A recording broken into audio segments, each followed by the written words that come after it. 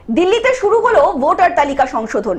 বিহারের পর গোটা দেশে যে ভোটার তালিকার নিবিড় সংশোধন হতে চলেছে সেটা আগেই স্পষ্ট করে দিয়েছে নির্বাচন কমিশন। রাজধানী দিল্লিতে সেই প্রক্রিয়া শুরু হয়ে গেল।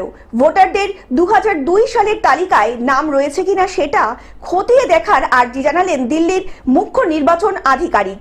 মুখ্য নির্বাচন আধিকারিকের দপ্তরে দেওয়া বিবৃতিতে বলা হয়েছে, ভোটার তালিকা খতিয়ে দেখার এই পর্ব 26 অক্টোবর পর্যন্ত চলবে।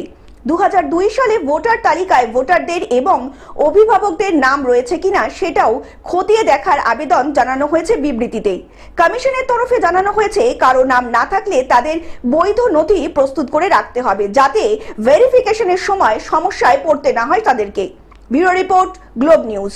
এখন থেকে গ্লোব টিভি দেখুন আপনার স্মার্টফোনেও। গুগল প্লে স্টোর অথবা অ্যাপল স্টোর থেকে ডাউনলোড করুন গ্লোব টিভি লাইভ অ্যাপ। এছাড়া জিও টিভি অ্যাপ থেকে দেখুন গ্লোব টিভি লাইভ।